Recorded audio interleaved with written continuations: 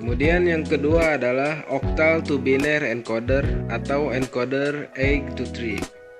Encoder 8 to 3 atau encoder octal to ke biner terdiri dari 8 input, yaitu 7 hingga Y0 dan 3 output A2, A1, dan A0.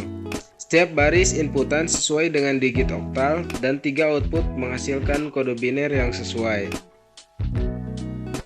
Yang ketiga adalah decimal to BCD encoder. Encoder desimal ke biner biasanya terdiri dari 10 input dan 4 output. Setiap baris input sesuai dengan digit desimal dan 4 output sesuai dengan kode BCD. Encoder ini menerima data desimal yang dikodekan sebagai input dan mengodekannya ke output BCD yang tersedia di output. Gambar di samping menunjukkan simbol logika encoder desimal ke BCD.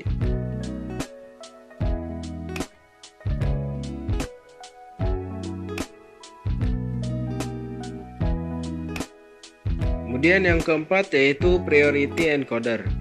Encoder prioritas Y2 memiliki 4 input Y3 sampai dengan Y0 dan 2 output yaitu A1 dan A0. Di sini input Y3 memiliki prioritas tertinggi sedangkan input Y0 memiliki prioritas terendah.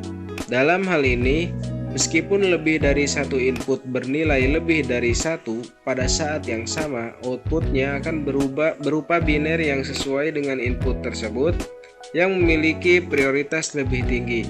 Tabel kebenaran untuk encoder prioritas adalah sebagai berikut, dapat dilihat dari gambar.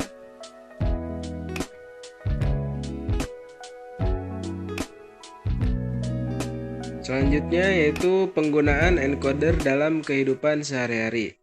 Penggunaan encoder dalam kehidupan sehari-hari contohnya yaitu nomor 1 adalah sistem kontrol robot. Sirkuit encoder digunakan dalam sistem kontrol robot untuk mengukur posisi dan kecepatan robot, memungkinkan kontrol yang lebih akurat dan efisien. Kemudian yang kedua, sistem kontrol kendaraan.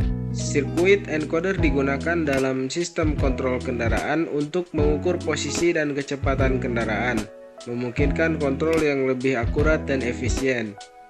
Kemudian yang ketiga, kontrol motor. Sirkuit encoder digunakan dalam sistem kontrol motor untuk mengukur posisi dan kecepatan motor, memungkinkan kontrol yang lebih akurat dan efisien.